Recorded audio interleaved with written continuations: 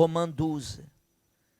Le premier verset, on parle souvent pour vous montrer l'exhortation que Paul donne aux Romains quand il dit « Je vous exhorte donc, frères, par les compassions de Dieu, à offrir vos corps comme un sacrifice vivant, saint et agréable à Dieu, ce qui sera de votre part un culte raisonnable. » Maintenant, regardez le verset 2, que c'est sur ce verset que nous voulons méditer. Qu'est-ce qu'il dit?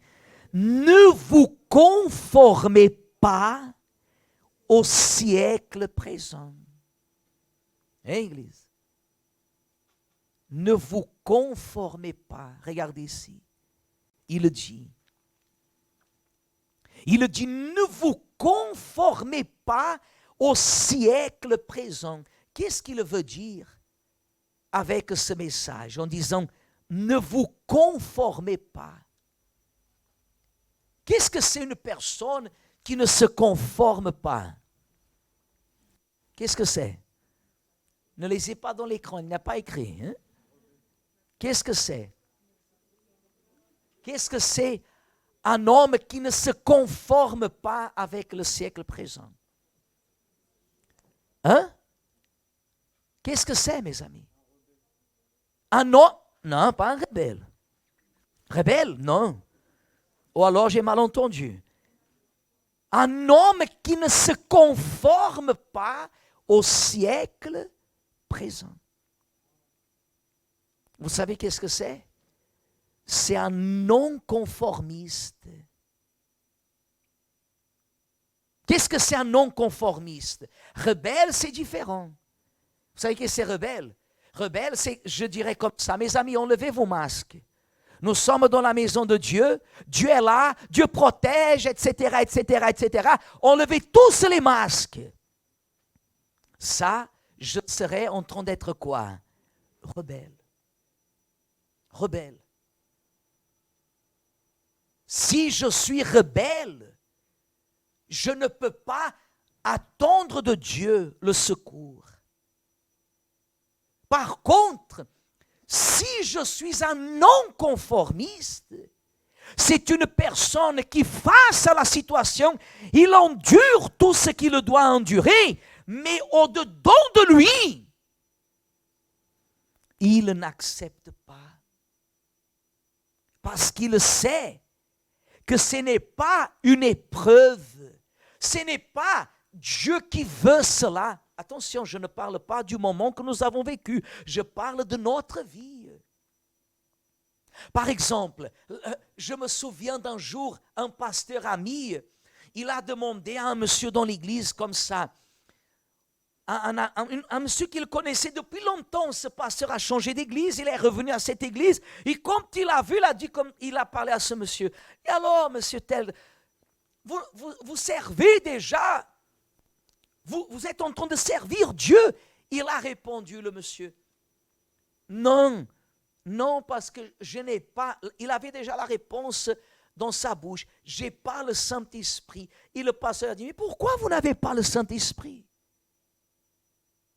Pourquoi vous n'avez pas le Saint-Esprit? Ça m'étonne. Pour quelle raison vous n'avez pas le Saint-Esprit? Il a répondu au pasteur, le temps n'est pas encore venu. Le temps n'est pas encore venu. Et je crois que jusqu'à aujourd'hui, il n'est pas encore baptisé du Saint-Esprit. Pourquoi? Parce qu'il est un conformiste. Au lieu d'être un non-conformiste, au lieu de ne pas accepter la situation, il accepte. Et la personne, année après année, vous allez vers elle et vous lui posez une question et la personne, elle aura toujours le même niveau de réponse malgré le changement des mots. Pourquoi? Parce qu'elle se conforme. Elle ne se révolte pas contre la situation. Elle est capable de se révolter contre les hommes. Elle est capable de se révolter contre les voisins. Elle est capable de se révolter contre la famille. Elle est capable de se révolter contre beaucoup de choses et beaucoup de personnes. Mais elle ne se révolte pas à une situation qui ne lui permet pas de témoigner ce qui est agréable à Dieu. Parce qu'il dit, oh, ne vous conformez pas au siècle présent, mais soyez transformés par le renouvellement de l'intelligence, afin que vous discerniez quelle est la volonté de qui? Ce qui est bon, quoi d'autre? Agréable et quoi d'autre? Et parfait. Alors, pour savoir, mes amis, ce qui est bon, agréable et parfait, qu'est-ce qu'il faut avoir? Le discernement. Et pour que nous ayons le discernement, qu'est-ce qu'il faut que nous ayons nous? Le renouvellement de l'intelligence, ça veut dire le renouvellement de notre façon de penser. Il y a des personnes qui ne changent pas. Il y a des personnes qui sont tellement têtues dans sa pensée que des fois, même à l'église, un message, une parole, comme je fais maintenant, je regarde les yeux dans les yeux, plus proche. Je regarde les yeux dans les yeux. Et en regardant dans vos yeux, peut-être vous allez dire comme ça, l'évêque a dit quelque chose contre moi. Combien de personnes j'ai connues comme ça? Ah, le pasteur a parlé quelque chose, c'était pour moi. C'était pour moi. Pourquoi? Parce que ça faisait peu de temps qu'elle était à l'église. Ça faisait peu de temps que la personne était à l'église. Le pasteur a dit quelque chose, c'était pour moi. En plus, il m'a regardé. Quand il a parlé, il m'a regardé. C'était pour moi. Elle a cru que c'était pour elle. Mais au bout de quelque temps, elle considère que le pasteur aussi a parlé quelque chose contre elle parce que le pasteur l'a regardée. Elle n'est pas définie.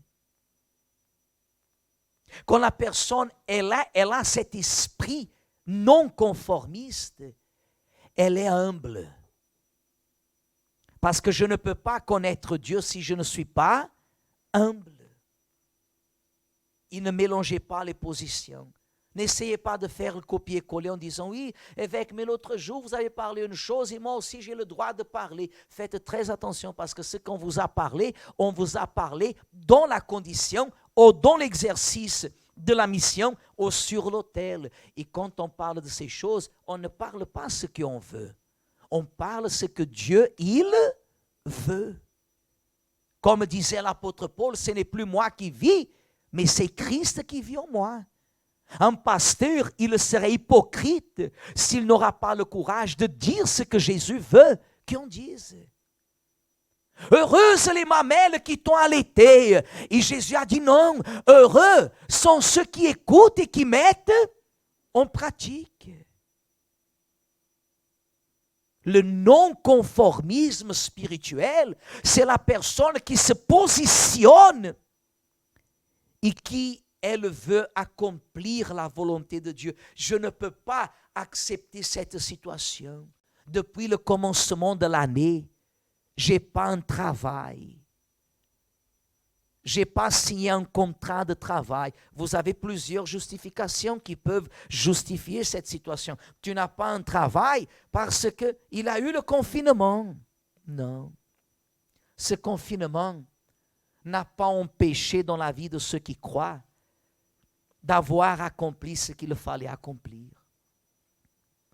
3 mois se sont passés, presque 3 mois. Mi-mars, avril, mai, 2 mois et demi se sont passés. Cette situation n'a pas pu faire reculer la vie d'une personne qui est fidèle à Dieu. Peut-être vous avez été mis au chômage, comment on appelle ça, chômage partiel? Le chômage partiel ne vous a pas fait reculer. Votre situation ne peut pas être pire que ce qu'elle était. Mais c'est là la différence. C'est qu'un état d'esprit qui ne se conforme pas est quelqu'un qui ne se conforme pas vis-à-vis de ce que Dieu dit. Si Dieu a dit qu'il me donnerait son esprit, je m'approche de la Pentecôte, encore une année, et je ne suis pas baptisé du Saint-Esprit. Encore une année, et je ne suis pas baptisé du Saint-Esprit. Et si vous parlez ça avec une sœur chrétienne, vous savez ce qu'elle va dire? t'inquiète pas, Dieu sait, Dieu t'aime. Mais si vous parlez ça avec nous, vous allez entendre que vous n'êtes pas baptisé parce que vous n'avez pas encore pris la décision. Parce que le jour que vous allez prendre la décision, certainement, Jésus ne fera que revendiquer du Père le baptême du Saint-Esprit. Et le Père sera dans l'immédiat, à une seule voix, il le dira, qu'ainsi soit-il. Parce que ce que Dieu désire le plus, c'est de nous donner quoi? Son esprit.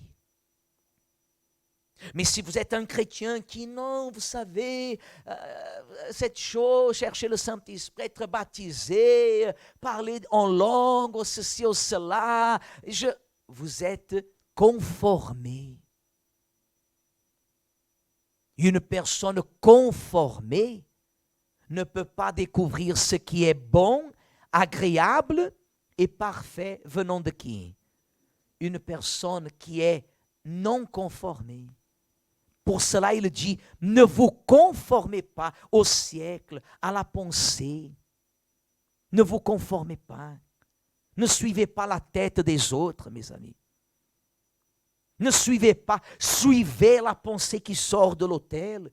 Je vous dis, ne suivez pas ma pensée, mais suivez la pensée qui sort de l'autel. Si elle vient de ma bouche, ou si elle vient de la bouche d'un autre pasteur, quelconque, si la parole vient de l'autel, qu'est-ce que c'est la parole qui vient de l'autel? C'est la parole qui vient guider à travers les saintes écritures. Ce n'est pas cette chose comme beaucoup disent. Ah, mais vous, au centre d'accueil, vous avez l'habitude, on n'a pas l'habitude. Nous suivons ce que disent les saintes écritures. Mettez en pratique. Mettez en pratique. Oh, vous n'avez pas remarqué que la Bible dit que Jésus, il entre dans le temple. Il y avait une femme qui était dans le temple courbée, possédée par un démon. Ça faisait combien d'années? 18 ans. Personne n'a rien fait pour elle. Horrible chose. Personne n'a rien fait pour elle. Et Jésus arrive. Et cette femme ne voyait pas ni même Jésus. C'est pour cela que Jésus, il est allé vers elle. Une autre fois, Jésus arrive dans le temple. Il y a un homme qui cache sa main. Il était là dans le temple. Personne ne faisait rien pour lui. Et Jésus dit comme ça, viens là, mets-toi au milieu. Étends ta main. Et ceux qui étaient dans le temple étaient déjà furieux. Pourquoi? Parce qu'ils étaient conformés. Jésus faisait des miracles, comme nous avons vu cette semaine, lorsqu'on vous a parlé dans le culte en ligne, on vous a montré que Jésus est arrivé dans le tabernacle, dans le temple, où il y avait les vendeurs de pigeons, et Jésus a tout renversé. Et après avoir fait ça, dit la Bible, il y avait des personnes malades qui sont venues vers lui, et qu'est-ce que Jésus a fait? Les a guéris. Qu'est-ce que les principaux sacrificateurs les ont fait? Ils ont commencé à accuser, à condamner. Parce qu'ils étaient conformés. Pourquoi il y a des pasteurs qui vous disent, des églises qui vous disent que vous n'avez pas besoin de donner la dîme à Dieu parce qu'ils sont conformés. Ils sont conformés. Ils sont conformés.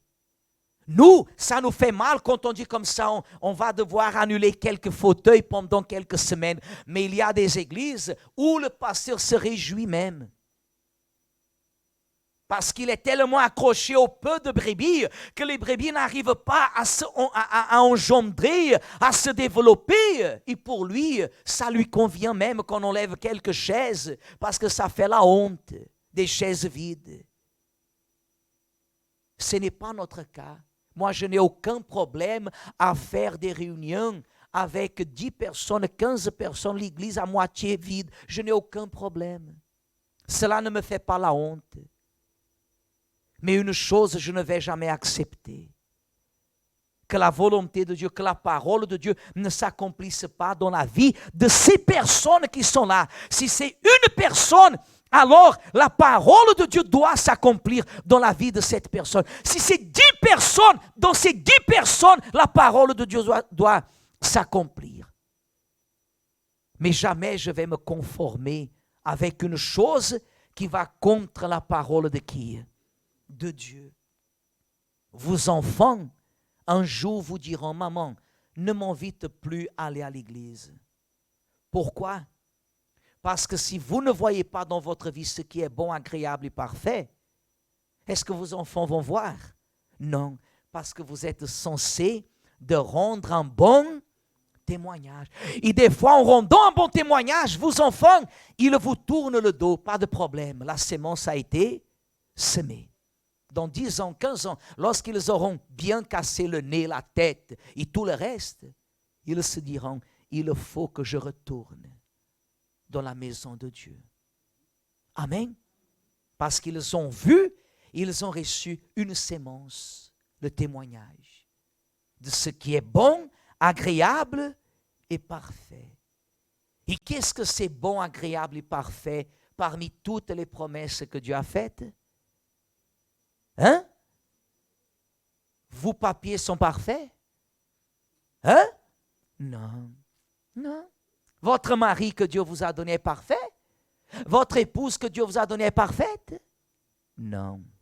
La seule unique chose qui est bonne, agréable et parfaite, quand Dieu donne, s'appelle, levez-vous s'il vous plaît, s'appelle Saint-Esprit.